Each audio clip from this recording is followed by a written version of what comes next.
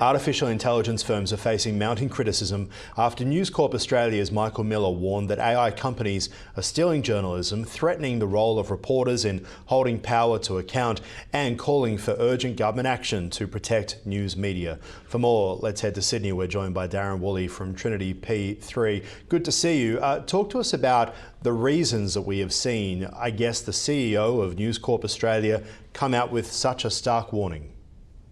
Yeah, thanks, Aaron. Look, this is a situation where for a long time we had a rule called the copyright laws, and that if you created content that it was yours and you could then use that to commercialise it any way you liked.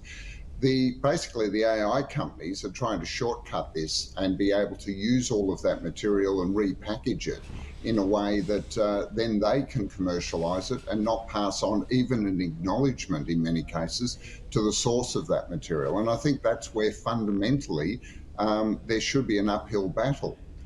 The problem is, of course, that calling the government into this, the Australian government's already under huge pressure in the relationship with the US. So it'll be interesting to see how that battles out. What's also interesting now is we're seeing an arms race with AI companies doing more and more, and they're not just coming from the United States. We've got DeepSeek as well. So while the focus obviously is on OpenAI and all of the others that are coming through, this will be a widespread issue that I would imagine will be pretty hard to police. How widespread is scraping of news content by AI bots from what we know? Well, we've seen a small win for authors of books that have managed to get some compensation. But I think what really, traditionally the publishers were getting at least links and traffic to their site when they were used by, say, a Google. What we're seeing now is that a lot of this is not even having attribution as to where the original source is. And I think that's where it's fundamentally wrong. You know, look, I agree with you, but there is that issue that they had this fight with Google, didn't they, where the idea of that if you type something into Google, Google would take something from your article and give the answer, and you don't get the click as a news organization. They had that, they had a 3-year contract, then Google didn't renew. So they've got issues with Google and also AI now.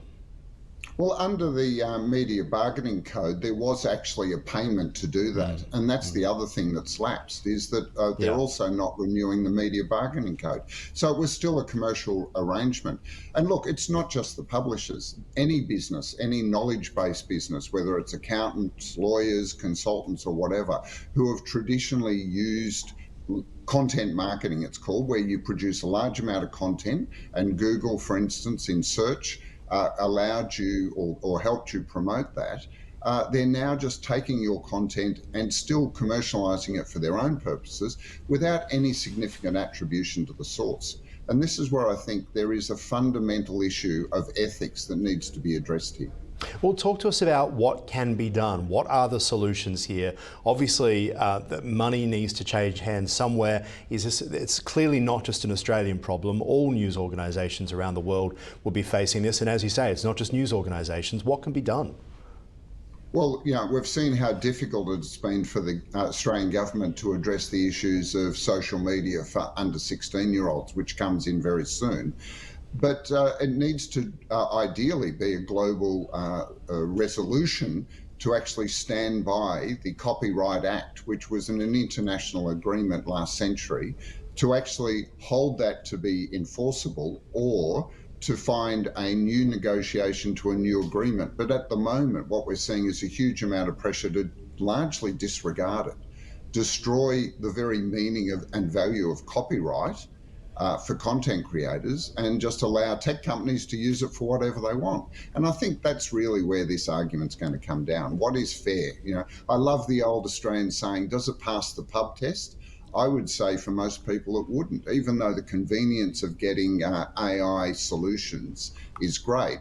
I think people will say that there should be some sort of compensation to the people creating the content that feeds this beast. Yeah, I guess people will agree with that. The question is, will they pay themselves? That's always the tricky one indeed. Put your money where your mouth is, yeah. All right. Nine has unveiled a major shake-up to its advertising and content strategy at their Upfronts held in Sydney this week, announcing new shows. There's Olympic coverage, also a unified ad platform right across everything, while warning that Aussie brands are missing out on billions by neglecting premium video investment. Darren, your thoughts overall on the state of television and the direction that Nine's taking it? Well, look, the first thing I'd say, Ahron, is that when you look at the upfront season this year, both 7 and 9 have gone towards the back end. They've allowed all of the tech platforms and the new media, I guess it's been around too long to be called new media, but it allowed them to go first. And they're very much, I think you and I are new media. We're the only new things going on. But, all of the online platforms have been focusing on sales and conversion, which is, of course, an important thing for advertisers. But Nine is playing to its strengths here and talking about building the relation, or leveraging the relationships Australians have with their best content. We're talking about The Block and MAFS and even Lego Masters. These are shows that there is still an audience tuning in each week. And so they're building on that. They're throwing in sport, particularly the Winter Olympics, and they're playing to that strength. At the same time, as you say, they're also trying to unify and simplify the ability to do business. And I think this is one in response to the competition for advertising dollars that we see, but that's been happening for the last 10 years. What we're also seeing is an increased change in the way, from the time broadcast licenses were handing out, 7, 9 and 10 were really competitive with each other and wouldn't really collaborate. And we're now starting to see a much more, a move towards a greater collaboration of the broadcast media as a way of fighting off the existential threat, some would say, that these tech platforms are having. Yeah, you put it beautifully. I mean, this is a situation where you've got the tech platforms now are running ads, right? Netflix and Amazon Prime, they're running ads, Disney's getting involved. And so really, if we're talking about ROI for people, there's going to be more and more focus on the Nine Now and the apps and things where they can get some of the same data to be equivalent, right?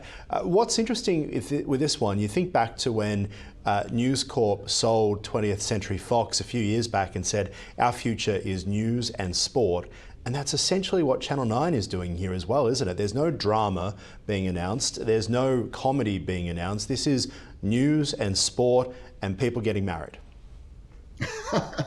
Well, yeah, let's call it reality. And one of the big things that Nine pushed was that they don't just reflect culture; they actually create it.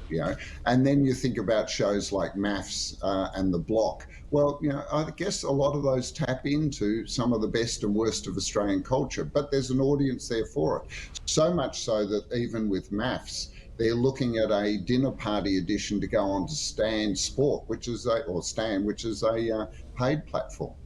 Yeah, very much so. And obviously it's the paid platform, which is interesting to see how they work, because that's the differentiation between 9 and 7 here as well. 7 doesn't have that paid platform. What do you think we'll see from 7 coming up? Because they're not far away and we don't even know what's happening with their ownership structure at the moment. Yeah, I think you'll see pretty much a business as usual. They're going to try and create a sense of stability. They'll play again to their strengths as Nine have, but I'm not really hearing or seeing any major innovations or major changes occurring. So it will be interesting. You spoke about the networks joining forces, and there is a question, obviously, a fundamental philosophical question about how many TV licenses can be sustained by the ad industry in Australia. But putting that aside, do you think that 7, 9 and 10 will eventually join forces when it comes to ad sales?